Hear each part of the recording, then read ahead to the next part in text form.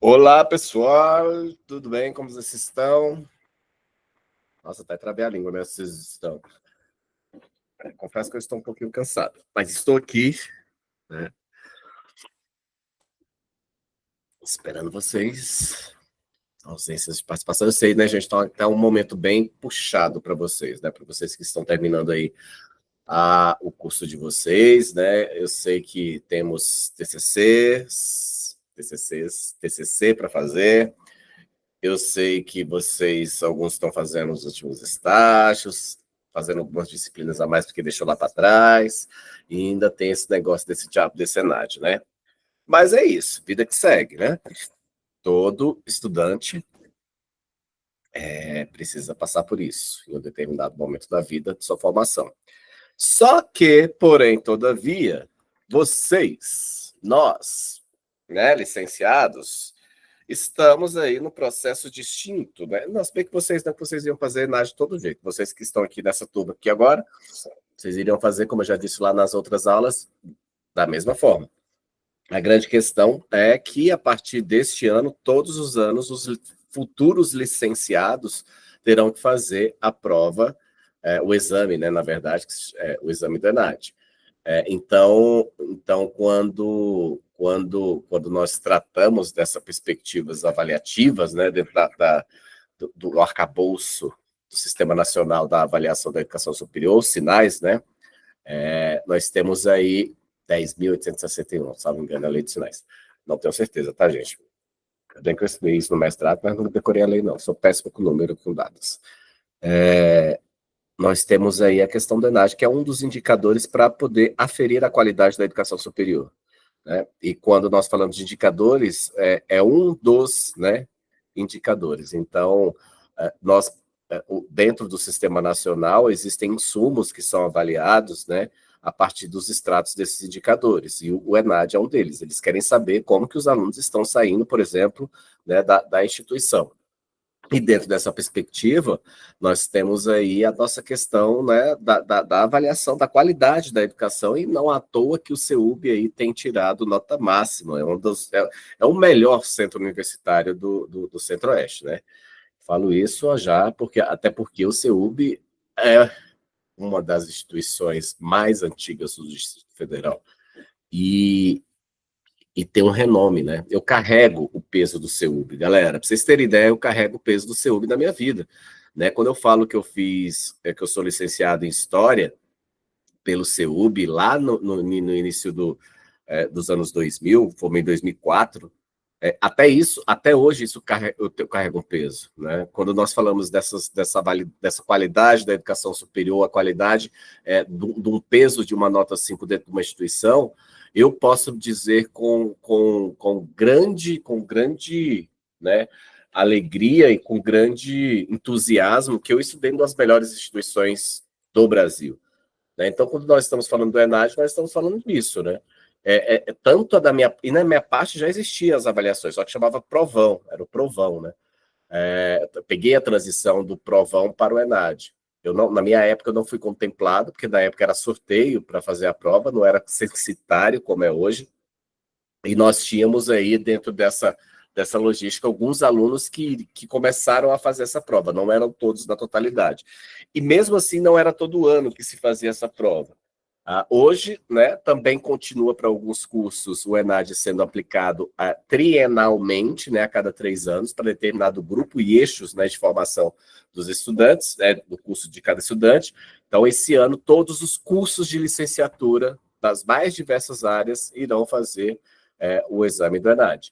E lembrando que nós passamos, a gente vai falar um pouquinho disso, de algumas alterações aí que vocês estão ainda nessa agenda do triênio, que é, né, os últimos cursos de licenciatura avaliados foi há 3 anos atrás, vocês iriam fazer de toda forma, mas agora com as novas legislações voltadas para os cursos de licenciatura, nós seremos avaliados, né, quem for fazer, né, quem está aí para cursando qualquer licenciatura irá fazer, independentemente do ano que ele conclua ou não. Existe uma categorização com relação à carga horária, né? Então, quem sai entre 75, a partir, salvo engano, eu nunca me lembro exatamente se é a partir de 75 ou de 85 de conclusão da carga horária, já está ali como candidato a fazer a prova da ENAD. Então, é importante, né? Então, quando eu falo que eu carrego esse peso, né, quando eu tenho um diploma de peso, é por conta das avaliações e que o indicador do ENAD é um deles e que permite ser, né, estarmos numa instituição como uma das melhores do Brasil, né, diante do Sistema Nacional de Avaliação da Educação Superior. Então, se há 20 anos atrás, né, eu formei em 2004, 2024, há 20 anos atrás, já existia a prova, né, e se o CEUB tem essa responsabilidade de continuar essa qualidade de educação, eu digo isso para vocês, meu diploma pesou muito em vários processos seletivos que eu passei na iniciativa privada, graças à potencialidade, né, com relação à qualidade da educação dentro do quesito do que se diz respeito aí à avaliação da educação superior. Né? Então, saibam disso, né? Porque eu sou obrigado a fazer essa prova, sim, é obrigado. Não é o CEUB que estabelece, sim, a legislação brasileira, e sim, né, o resultado dessa avaliação tem um peso gigante na nossa carreira. Né? Então, quando a gente entende essa responsabilidade, nós trazemos aí grandes elementos, né, com relação à responsabilidade que temos, primeiro, conosco, né, que estamos ali garantindo que a qualidade do meu diploma diante do mercado tem um peso grande, né, e depois, porque tem ali, a gente pensa no peso social também institucional dos futuros, né, dos que virão depois da gente. E isso é muito interessante. Quem de vocês aqui for seguir a vida acadêmica, né, que geralmente a galera da educação segue a educação, a vida acadêmica, né, dentro né, de dar continuidade, e até porque o professor precisa estar constantemente em formação continuada, vocês sabem disso, né? Mas muitos, assim como eu, querem seguir a carreira acadêmica, seguir a carreira de pesquisa, né? E não parar na educação básica, seguir a educação superior, fazendo suas especializações, né? Fazendo seus mestrados, seus doutorados, suas pesquisas de campo, estudando. E isso tem um peso também lá na frente, né? Quem vai seguir a vida acadêmica, eu digo isso para vocês, infelizmente, existe essa questão do preconceito, né? Das instituições originárias, né? Então, se você vai para um mestrado, para um doutorado, uma banca, sei lá, eles analisam o nosso currículo Lattes, e dentro dessa perspectiva eles vão verificar qual é a instituição que aquele estudante está vindo, né? É a instituição Fafifó ou a instituição de um peso que vai carregar o nome sei lá, do UNB da vida, da Unicamp da vida, do USP da vida, onde vocês passarem no mestrado e doutorado, e mais ainda vão carregar o nome do orientador, né, de vocês. E é uma sequência, galera, assim, né? E a gente acha assim, para entrar no mestrado, para entrar no doutorado, tem sempre a carta marcada. Na verdade, não são cartas marcadas, mas pensem que o mestrado e o doutorado é como se fosse um momento em que você está trabalhando. Eu não diria nem tanto de estudos, né? Porque o estudo é um pouco isolado, né? Um estudo é você com você mesmo. Não tem coleguinha de sala, não tem nada disso. O seu orientador, porque você está estudando uma coisa específica que é só sua, junto ali com o seu orientador, então você tem uma relação, eu diria mais profissional do que acadêmica com a pessoa que vai te escolher para ser seu orientador. Você vai carregar o nome dele para o resto da sua vida, e ele vai carregar seu nome para o resto da vida. Então, entende essa relação? Eu quero ter uma pessoa que vai trabalhar comigo, mas eu quero saber de onde ela veio, né? Você vai estar ali produzindo relatórios, artigos, fazendo pesquisa de campo, fazendo pesquisa qualitativa, quantitativa, e vai ser uma relação bem intensa, né? Dentro desse processo aí direcionado à nossa constituição como profissionais, como acadêmicos, né? Como pessoas da área, né? Que vamos atuar. E aí, Silvia, tudo bem? Como é que você está? Te ver agora. Você está podendo falar? Olá, professor Cláudio, tudo bem? Eu vou acompanhar até determinado momento, porque eu tenho também uma outra aula para assistir, tá? Fica tranquilo. Até onde der, eu vou falando aqui. Qualquer coisa, você pode me interromper. Não precisa levantar a mão, não, tá? Tá bom. Uhum.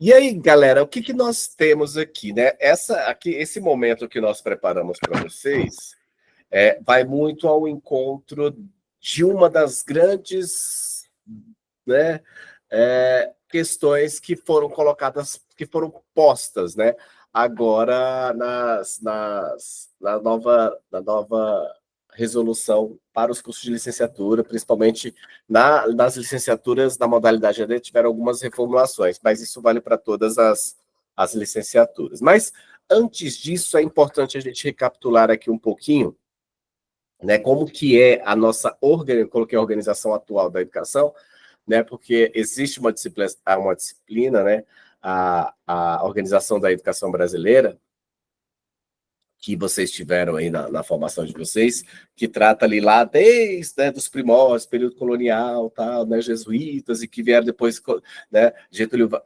primeira período imperial, primeira república, processo de industrialização, Getúlio Vargas, depois ditadura militar, e depois a gente chegou na Carta Magna, né, tal Constituição que nós temos, que é a nossa atual, a de 1988. Então, a nossa Constituição Federal de 1988, ela trouxe aí pós-ditadura militar, já vou dando umas diquinhas aí para vocês, provavelmente isso cai na ENAD, né, só para vocês recapitularem, pós-ditadura militar, pós-período, né, um período antidemocrático, né, que alguns aí durante né, dos tempos para cá querem colocar goela abaixo de fatos baseados no senso comum, das mentiras, digamos mesmo assim, de que não foi um período de ditadura, que não foi um período de grande violência dentro da sociedade, né? Mesmo com os fatos e com as provas, né, mesmo com os testemunhos, com tudo que a gente tem sobre esse período da ditadura militar, que foi um período absurdo que nós tivemos, né? Inclusive tem um filme agora que saiu agora, que está até disputando ao Oscar, né, da não sei o que Montenegro, não sei, Fernanda Montenegro, que é a filha da Fernanda Montenegro, que eu esqueci o nome dela. E o nome do filme também, mas depois vocês procurem, que fala justamente desse período, e ela estava dando entrevista agora, recentemente, saiu, eu vi agora, acho que foi do Fantástico, ela dizendo como que os jovens, né, e que ela viveu o período da ditadura militar, fortemente, no período da adolescência, como que nós jovens, nós não, né, porque eu também peguei ali um pouco, peguei o processo das diretas já, digamos assim, mas eu não vivi o período da ditadura. Mas meus pais sim, né? Meus avós sim. Meu pai foi um dos... trabalhou no período da ditadura militar. Ele não toca muito no assunto, ele não fala muita coisa sobre isso, mas eu tenho muitas experiências, muitos relatos de amigos mais velhos, um pouco que eu, que vivenciaram esse momento, inclusive a própria atriz, a filha da Fernanda Montenegro. Ai, gente, como é que é o nome dela? Esqueci. Não vou lembrar. Hoje eu estou totalmente cansado.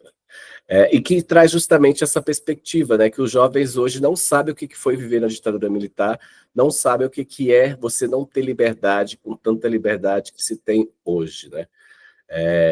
Enfim. E quando nós constituímos, passando por esse processo da ditadura militar, nós tivemos aí, dentro da nossa Constituição, né, a vitória da democracia brasileira, direitos fundamentais que foram garantidos para todos os indivíduos a partir do seu nascimento, né? O artigo já 205 estabelece ali a educação como um direito do Estado, né, um direito fundamental, um dos direitos fundamentais de todo ser humano, de toda... Só um instantinho, pessoal. Deixa eu só... Como um direito fundamental de todos, né, de todos os cidadãos a partir do seu nascimento, e sendo aí um dever do Estado e da família, né? Para que serve a educação, né? Para o desenvolvimento da pessoa, preparando para o exercício da cidadania e também para o mundo do trabalho, né? Dentro dessa perspectiva, o que temos aí já na primeira, né,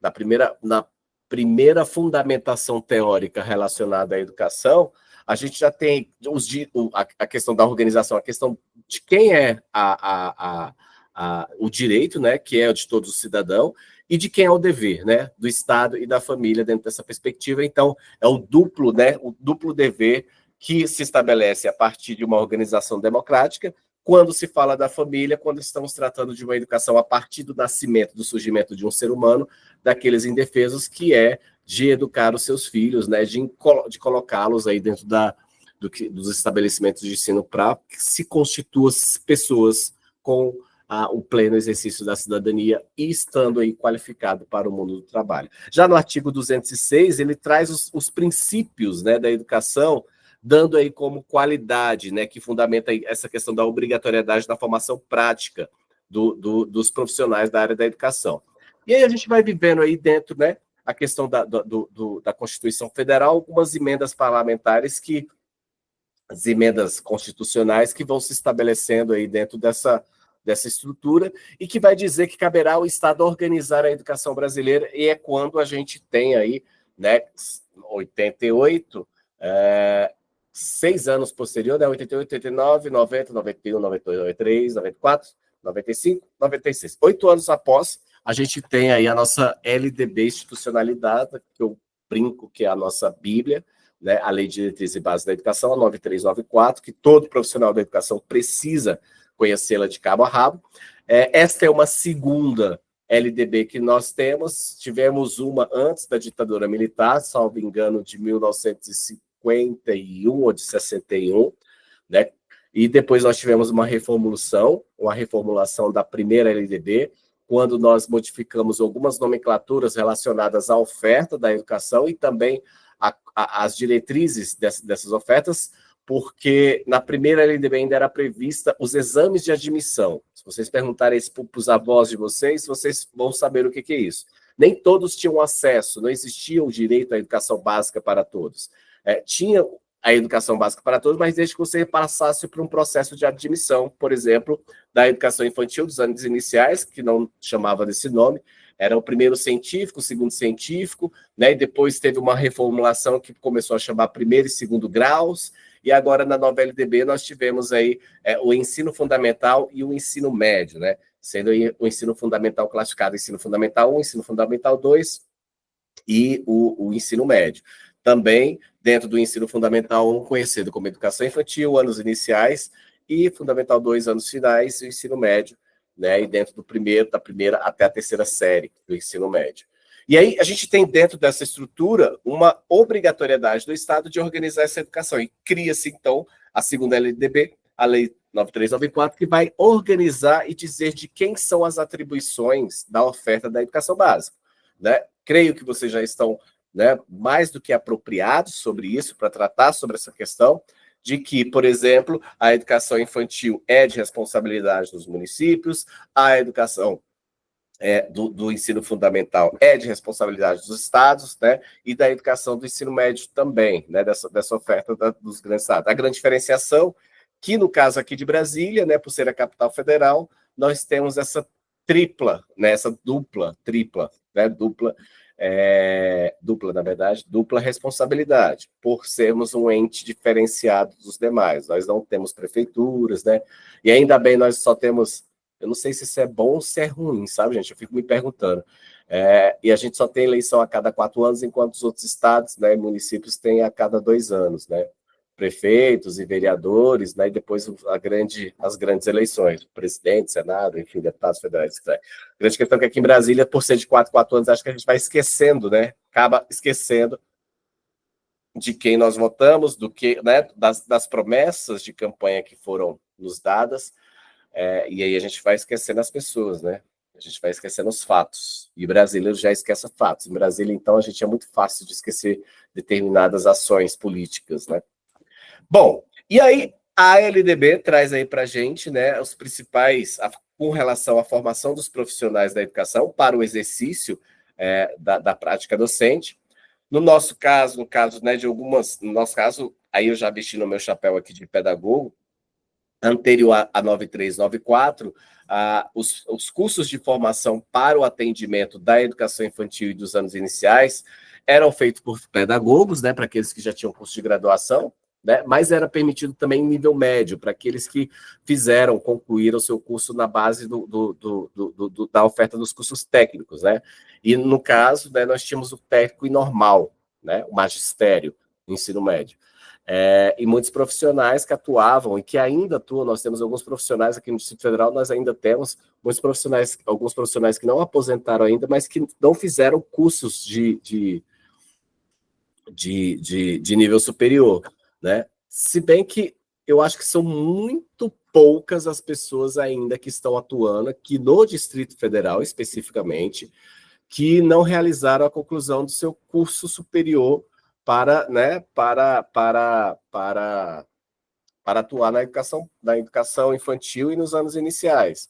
Até porque aqui eu lembro que teve uma campanha muito grande entre a Secretaria de Educação, a Universidade de Brasília, o próprio CEUB, né, junto com a Secretaria de Educação, ofertou formação continuada, né, para os profissionais da Secretaria de Educação pós-LDB, para terem para cumprir o que estava exigindo a Lei de Diretriz e Base. Não era obrigado, obviamente, o profissional fazer esse curso, até porque uma lei não pode retroagir o direito que ele já tinha, mas tinha o plano de carreira da Secretaria de Educação, e aqueles que concluíssem ou que concluíram o seu curso de nível superior na área de pedagogia, por exemplo, tiveram um grande plus salarial, né? Então saiu de uma categoria que recebia nível médio, passou a receber uma categoria de nível superior, se bem que, né, a gente levar em consideração o valor do salário de nível superior de qualquer categoria, a nossa de professor ainda está muito aquém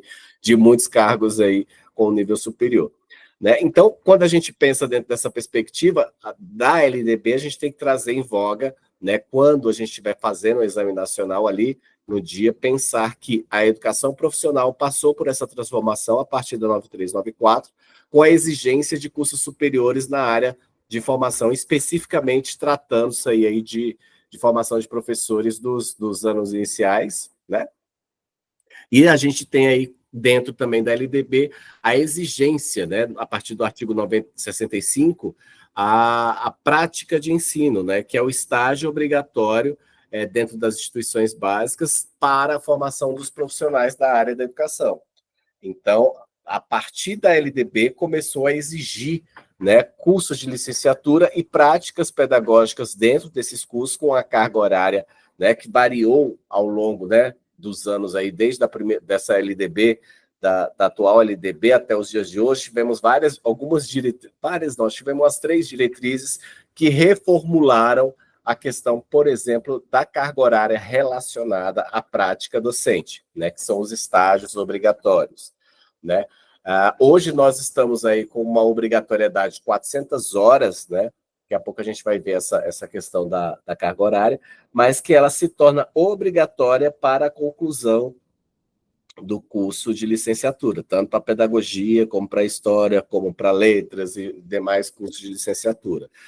E aí, muitos estudantes entram no curso de pedagogia, de história, e quando chega na época do estágio, eles dizem que não sabia que tinha prática de estágio, mesmo atuando no curso da modalidade distância, que isso fique bem claro, né? São obrigatórias as práticas de estágio. Vocês, obviamente, vocês já sabem disso, vocês já fizeram, né? Mas é importante a gente lembrar disso aí. E aí nós tivemos a lei do estágio, né? Que surgiu em 2008, a Lei 11.788, e regulamenta, né, a questão do estágio e suas condições, né, perante as condições de trabalho para os estagiários, as suas obrigações, abrangendo aí os cursos tanto superior como o ensino médio, né, e também o técnico. E dentro dessa perspectiva, né, para os cursos de licenciatura, a lei determinou à época, né, que os estágios, né, dentro de um espaço educativo, né, a partir de um ato educativo, seria essencial para a formação de profissionais, tendo aí como a regulamentação de uma carga horária dentro dos termos exigidos no compromisso de cada, né, dentro de cada especificidade dos seus cursos, seguindo, obviamente, as diretrizes curriculares nacionais. E aí, quando a gente entra nas diretrizes curriculares nacionais para professores, né, da educação básica, formação inicial, isso vale para todos, nós temos aí determinações a partir do Conselho Nacional de Educação com relação à integralização curricular dos estudantes, dentro da sua matriz curricular, estabelecendo determinadas horas para teoria e horas relacionadas para a prática, né?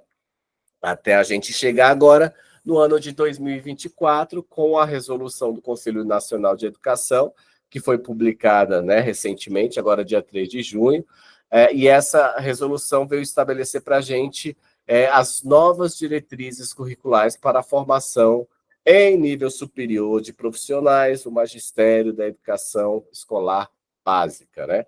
E aí ela traz o seguinte: essa normativa reforça, né, que os cursos de licenciatura devem incluir estágios supervisionados e práticas pedagógicas desde os períodos iniciais de formação, com foco na atuação escolar de suas educações dentro das escolas de educação básica até o final do seu curso, né? E define também que o estágio deve ser contemplado e desenvolvido com competências profissionais práticas, observação e regência de classe, né? Que é aquilo que vocês já conhecem, né? Quase todos passaram por mim com relação a um determinado momento do estágio, com exceção do pessoal aí da letras, né? Que não passou por mim, mas a galera da pedagogia, a galera da história, né? A gente vivenciou isso, né? As vivências do estágio que nós tivemos aí dentro da estrutura, né, nossa do CEUB. Né? Algumas instituições, os estágios são praticados em 3 momentos, né? Em 3 formas distintas, digamos assim. Um que é um momento de coleta de dados, que eles chamam de estágio em gestão, né, escolar, que eles vão verificar documentos, proposta pedagógica, regimento escolar, os projetos, né, pedagógicos das escolas e direcionados, que estão inclusos dentro das propostas pedagógicas, então vão levantar esses dados, né, com a determinada carga horária. Outro momento, por exemplo, se eu pego a educação infantil, que a galera da pedagogia, é um outro estágio.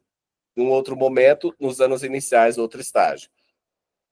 Se a gente pega as outras licenciaturas, histórias, né, que a galera que está aqui comigo, ou a galera da letras também, nós temos da mesma forma a parte da gestão, entretanto, por ser, né, de componentes curriculares que atendem outras etapas de ensino, enquanto a pedagogia faz seus estágios aonde é seu campo de atuação, na educação infantil e nos anos iniciais, a galera dos outros componentes, no caso de história, letras, matemática, atuam dentro das suas especificidades, né? Eles não trabalham com educação infantil, nós não trabalhamos com os anos iniciais. Então, nosso campo de atuação, para além da gestão, é nos anos finais e no ensino médio.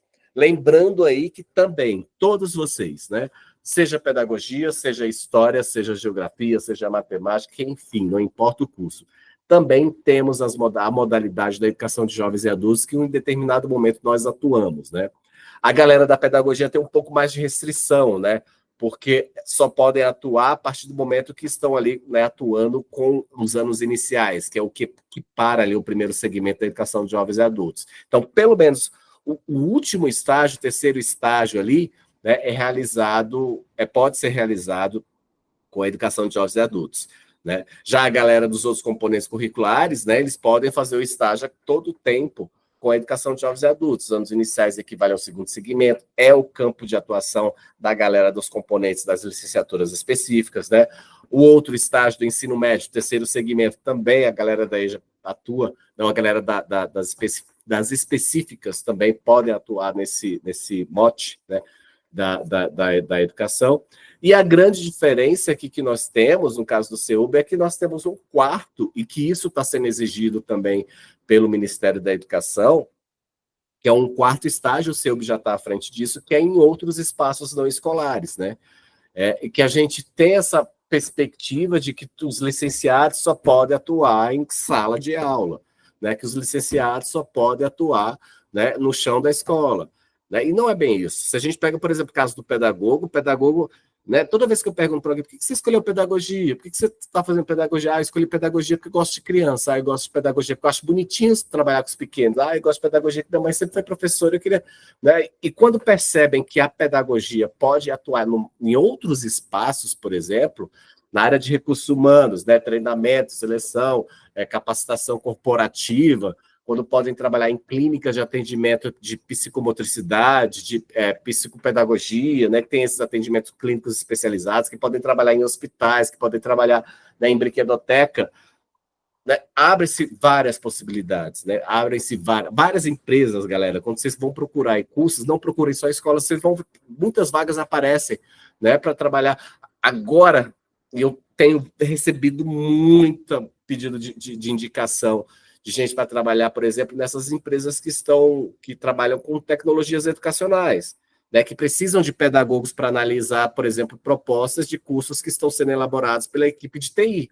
Né? Porque a galera de TI sabe fazer o programa, o software, não sei o quê, mas que tem a linha, né, de raciocínio do processo pedagógico cognitivo é o pedagogo. Né? Então, são outros mundos, né, que começam a surgir dentro da nossa profissão. Da mesma forma, o historiador.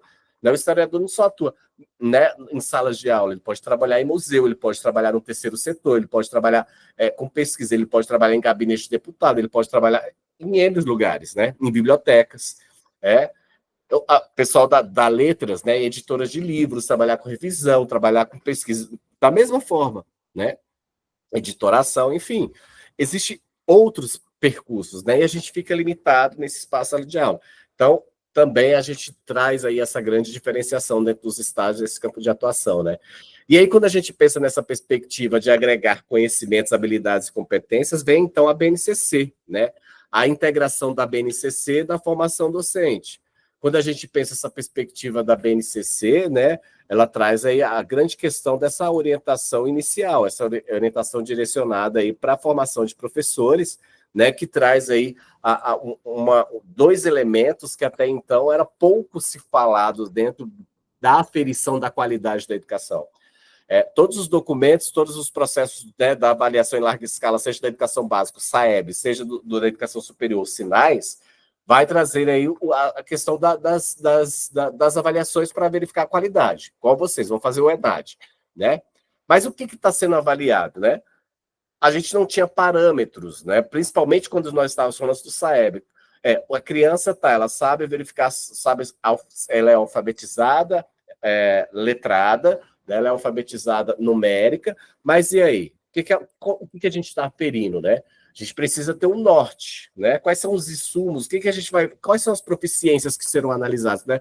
E a gente chegou nas questões das habilidades e competências. Quais são as habilidades e competências necessárias para se trabalhar? E quando a gente fala de habilidades e competências, né, da formação dos estudantes, nós também precisamos aferir a questão das habilidades e competências dos profissionais da área da educação. Então, a BNCC serve de referência para a gente aí dentro dos conteúdos curriculares das licenciaturas, né, buscando esse alinhamento entre a formação teórica e prática, né, dos futuros aí, profissionais da área da educação, com as diretrizes pedagógicas, né, esperadas nos espaços escolares da educação básica. E aí, quando a gente pensa a seguinte questão, né? Quais são as habilidades necessárias para a formação dos professores? E aí eu bato muito nessa tecla, né? Quando eu falo de habilidades e competências, e quem me conhece sabe o quanto que eu reclamo com relação a isso. Né? E aí, esse foi um dos grandes motivos dessa alternância, dessa modificação com relação aos cursos de licenciatura 100% EAD, que vocês não sofrerão por isso, mas os próximos que virão não vivenciarão o que vocês vivenciaram, né? Um curso 100% EAD, tendo ali só na hora dos estágios um momento, né, de um pouco de movimentação, que é vocês irem para os espaços escolares, que é justamente a ausência, né, que eu batia muito nessa tecla, quando, por exemplo, nós tínhamos as aulas síncronas com dia e horário marcado, com uma turma de mais de 50 alunos, e aparecer uma, duas, né? Vídeo aqui no nosso caso, né? Nós temos aqui 45 pessoas propícias a fazerem ENAD e só temos uma estudante, duas, a Isabel que chegou agora, participando de uma aula como essa. Isso porque aqui a aula nem é obrigatória, né, gente? Que a gente está falando só de... Agora, pior é quando as aulas são obrigatórias, né? Que aí a gente tem, por exemplo, eu estou trabalhando ali com metodologias ativas, ou quando eu estou trabalhando, por exemplo, com educação e novas tecnologias, ou ainda quando eu estou trabalhando educação e sexualidade, que são os componentes curriculares que eu atuo dentro do CEUB, mais fortemente, de eu verificar, por exemplo, de eu trabalhar questões muito sensíveis e pegando muito o exemplo da educação e sexualidade, que é uma coisa que mexe muito com a gente, que a gente precisa de uma bagagem cultural, uma bagagem de valores éticos, familiares, ali, toda construída para a gente sentir a vontade de falar sobre sexualidade, até de verbalizar, dependendo das pessoas, sobre sexualidade pela ausência de definição, porque carrega no bojo o senso comum de que sexualidade está vinculada à questão biológica, né? Mas a sexualidade sobrepuja a questão biológica, a questão da sexualidade é tudo, é a nossa vida como um todo, entra a questão cultural, entra a questão simbólica, entra a questão religiosa, entra a questão moral, entra a questão ética, entra tudo, né? Desde o que olhamos, do que desejamos, do que sentimos, do que ouvimos, do que cheiramos, vale, é tudo, né? Então, sexualidade é um amplo, e do que pode e o que não pode, né?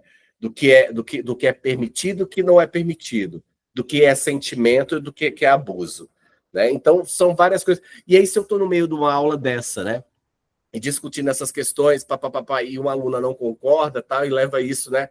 E depois eu assisto a gravação, né? E assiste a gravação e guarda aquela, né? Aquela angústia para si quando chega nos espaços escolares, quando chega uma primeira denúncia de abuso, quando ela entra em desespero, ela começa a ter um grande staff mental com relação a essas questões, porque ela não conseguiu trabalhar, obviamente, né? Estou dando um exemplo bem grotesco, assim, mas de vários outros componentes curriculares, não conseguiu trabalhar e debater isso, né, em espaços que poderiam ter sido trabalhados. Né? E aí, ou seja, não teve competência, não teve habilidades para trabalhar com isso e, obviamente, não construiu um conjunto, né, de habilidades para chegar à competência de falar sobre isso em determinados espaços escolares. E aí, o que a gente percebe muito? Né? Temos muitas situações que a gente tem percebido de professores adoecendo dentro dos espaços escolares porque eles não conseguiram construir e reconstruir certas habilidades e o conjunto dessas habilidades se tornarem competências, isso vai encadear doenças mentais, né? O burnout, aí dentro né? Que é um dos grandes problemas que nós temos, porque a gente vai sofrendo, vai tendo angústias e angústias e angústias, fora a sobrecarga, né? Que a gente tem de trabalho, mas, ao mesmo tempo, né, essa ausência do estudante nos debates que deveriam ser feitos não foram feitos, não foram realizados, né? Aí a gente entra naquela questão. A EAD ela é muito bacana no sentido, na perspectiva de que nós temos essa flexibilização, obviamente, de não ter que nos deslocarmos, né? De podermos, né, construirmos conhecimentos em qualquer espaço e tempo. Entretanto, nem toda construção ela consegue ser feita de forma isolada, né? A gente precisa discutir com os pares. Se eu não tenho esse debate, né, e se eu começo a me acostumar só a assistir aula gravada né, e não debato com o outro, não escuto a opinião do outro, não concordo com a opinião do outro, como é que eu vou levar isso para a sala de aula? Né? Como é que eu vou dialogar algo, né, resolver problemas e situações casuais com os estudantes se eu não pratiquei isso na minha formação, né? Então, esse é um dos grandes motes para as modificações aí da estrutura, né? E que vocês já devem ter ouvido eu falar muito disso. E aí, quando a gente fala da questão dos estágios, a BNCC está aí dentro, né, do nosso arcabouço, né? As nossas práticas pedagógicas devem seguir um currículo, né? Eu sou de uma geração, galera, que eu não tinha currículo, parâmetros. Deixa eu até mostrar, eu ainda estou aqui no conselho. Deixa eu mostrar um negócio para vocês aqui.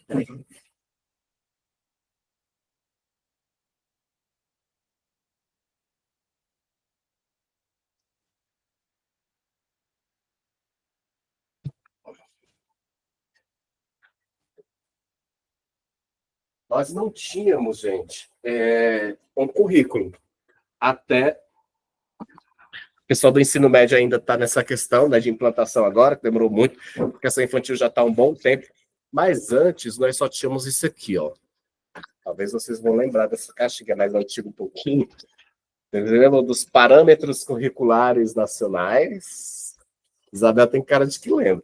Ó, os parâmetros curriculares nacionais, A gente não tinha um currículo, como a gente tem hoje, a BNCC bonitinho lá, dizendo para a gente, olha, quando você trabalhar isso, é o código tal, e aí o que a gente quer de você, professor, é que você trabalhe tais e tais habilidades, e no final o aluno, em conjunto dessas habilidades, vai ter uma competência. A gente tinha esses livrinhos aqui, ó, que eram livrinhos, um para cada componente curricular, e aqui, ó, e era cada. Esse aqui ainda é uma versão bem mais chique.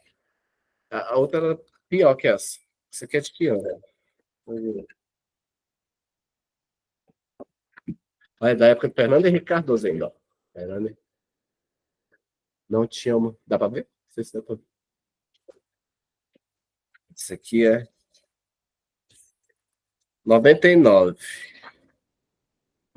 Ó, aí como é que era? A gente não tinha, comparado com a BNCC, que vocês já estão acostumados, gente, olha isso aqui. Esse aqui era o de ciência, ensino médio, ciências da natureza, matemática e suas tecnologias. Aqui só apareceu isso aqui de conteúdo para ser trabalhado. Aí não sei se vai dar para ver. Ai, pera, deixa eu achar um jeito aqui. Ó. Ai, tá dando, não tá... Deu para ver, professor, agora. Deu para ver bem pouquinho. Aparece só assim, ó, conhecimento de biologia, de física, tá, não sei o quê. E aí um monte de texto dizendo o que é para trabalhar nesse conteúdo, ó. Bem diferente da BNCC. Olha só, gente, é uma apostila. E aí, como é que a gente ia avaliar como é que os meninos iam estar, né? Aí, habilidades, competências. Aí vem lá o Saeb e fala assim, você tem que ter uma qualidade. Mas a qualidade era o quê, moço? O que era para ter qualidade? Como é que você vai aferir qualidade de uma coisa que a gente não sabe nem o que é para fazer? Né? Então, os parâmetros curriculares nacionais não tinha, assim, dava um norte, mas não dizia que veio. Então, os professores ficavam muito perdidos. E agora, com a BNCC, e aí a gente pensa que a BNCC também foi algo constituído pela dona Dilma, pela nossa presidenta, que sofreu um golpe, não foi. Né? Mesmo, até a esquerda, na época, eu lembro que eu estava na Unicamp, no Fórum EJA, lá em Campinas, e o pessoal ficou revoltadíssimo. E aí, quando foram contextualizar o que é o currículo, né? Se a gente pega lá o que eu estava falando anteriormente, a nossa Bíblia, a LDB, a 9394, lá de 96, pós-ditadura militar, pós-Constituição de 88, ela diz lá que o Estado precisa criar um currículo que seja igual para todo mundo. Na verdade, eles usam a palavra equânime, que seja equânime para todo mundo, para evitar aquela distorção quando o menino sai de uma zona, sei lá, rural e vai para uma zona urbana e está vendo lá no quinto ano determinado conteúdo, quando chega na outra escola na cidade grande, aquele conteúdo, né, ou está lá na frente ou está atrás, né, ou está assim ou está assim, nunca consegue seguir o mesmo ritmo. Então, o Estado, a BNCC, já previa esse currículo, só que ficou inerte. 96, 97, 2004, mais de 20 anos, até que, assim que funciona a legislação brasileira, o Supremo Tribunal Federal foi lá e falou assim, olha, União, vocês precisam cumprir o que está previsto na legislação e vocês não cumpriram. E aí, então, começa-se o debate com toda a comunidade escolar, a comunidade acadêmica, de pesquisadores, intelectuais, de como se iria construir a base comum curricular. Né? Então, a gente tem dentro dessa estrutura, só para finalizar o dia de hoje, rapidinho, Israel, e a gente tem a BNCC que fala para a gente quais são os nossos critérios, e aí dentro do estágio, quando a gente pensa, e quando eu estou lá com vocês no estágio, fala assim, olha gente, quando vocês fizeram o plano de aula, tem que trazer alguma habilidade, competência, vocês passaram o curso todinho, vários professores pedindo isso para vocês. Prepare o plano de aula, com habilidade, competência, qualquer habilidade, Raissa, com certeza fez isso com você, professora Raissa. Quais são as habilidades e competências que vocês estão trabalhando nesse plano de aula? Vocês precisam deixar claro, que se não deixar claro... E é isso, né? Agora nós sabemos, né, qual é o norte que a gente deve seguir a partir dos parâmetros curriculares nacionais, né? E da base comum curricular, que um é complementado do outro. Ele não deixou de existir, mas, né, só dá mais ou menos qual é o norte que nós precisamos ter, but nós não temos ele como a grande referência, porque o currículo agora nos traz as habilidades e competências inerentes para cada temática que vamos trabalhando aí. Né? Diga, Isabel. Professora, só para falar que você falou aí da diferença quando um aluno saía da zona rural para a zona urbana, a gente via essa disparidade em escolas, mesmo assim, que eram muro com muro, né? Muro com muro, exatamente. Saía de uma escola, você ia para outra, já chegava lá, ou você estava atrasada, ou você já estava lá na frente e eles estavam lá atrás, e aí ficava... Eu lembro muito disso, educação básica, assim, não... Isabel, e às vezes dentro da própria escola. Exatamente. Às vezes, quando o menino, por exemplo, tinha que sair do matutino e ir para o noturno sempre teve aquém, né, do matutino, dentro da mesma escola. Exatamente. Então veio justamente para parar com isso aí. E ajudou bastante também, porque já trouxe assim mais mastigadinho, né? Digamos assim, a gente. Exato. Mas... Bom, gente, é isso. Por hoje, amanhã a gente tem um segundo encontro para a gente falar, e vou falar aí dessa resolução 4, que fala.